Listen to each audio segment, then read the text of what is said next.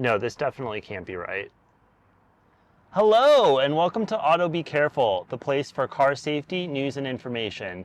I'm Gene, and today we're going to talk about how to position the driver's seat for optimal control and safety.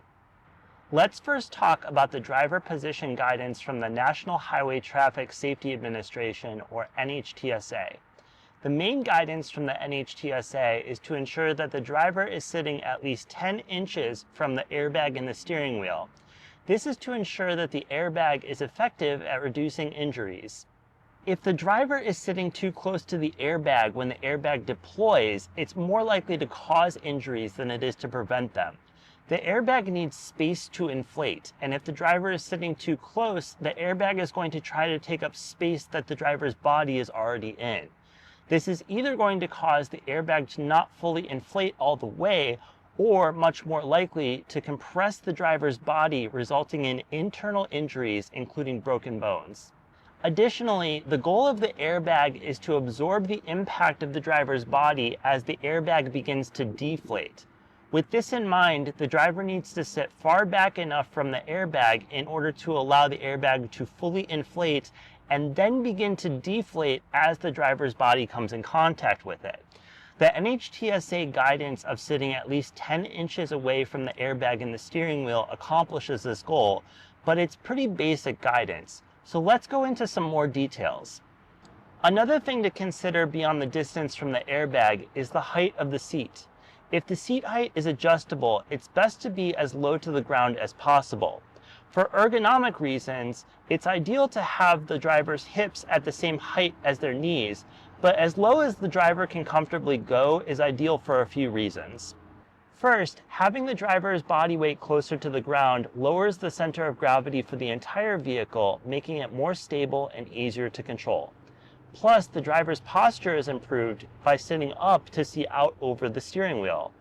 Additionally, this helps the driver look out further ahead rather than down. This is because the instrument cluster is brought up into the driver's view rather than making the driver look down to see this information. This benefit may be mitigated by having a heads-up display that shows critical information on the windshield, but if a vehicle does not have this feature, it helps to have this information as close to the driver's view as possible.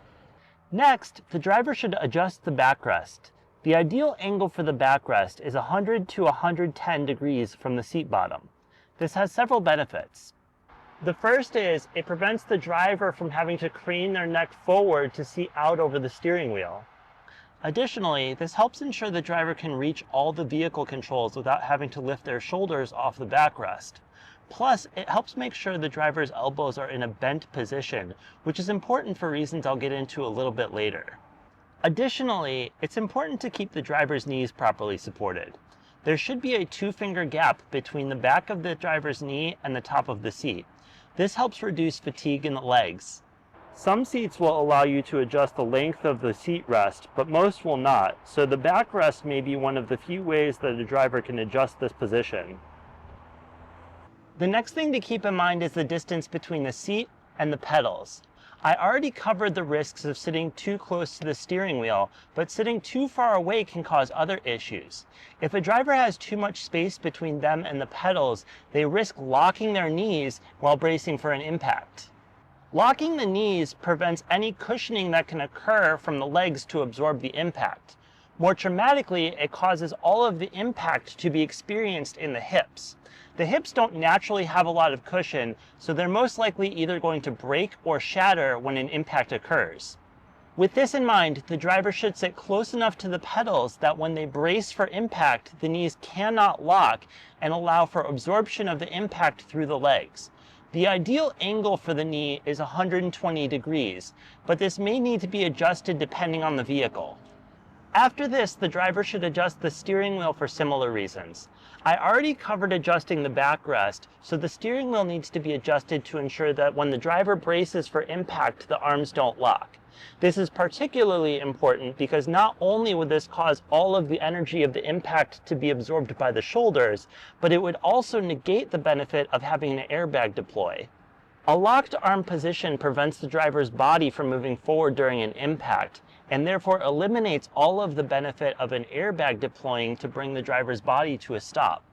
Again, it's important to ensure that the driver can reach all of the controls without stretching or lifting their shoulders off the backrest. When putting hands on the steering wheel, they should be at the 9 o'clock and 3 o'clock positions. If you're like me, you may have been taught that they should be at the 10 o'clock and 2 o'clock positions. This is beneficial because based on the geometry of the human body, it gives the driver the most control over the steering wheel. This is mostly a carryover from a pre-airbag in the steering wheel era. With the inclusion of an airbag in the steering wheel, this needs to change because the airbag will push the arms out and away from the wheel no matter where they are. With the hands at the 10 o'clock and 2 o'clock position, it risks the left arm being pushed into the A-pillar, causing potential injury. It also increases the likelihood that the arms could be pushed towards the driver and have the hands smack the driver in the face.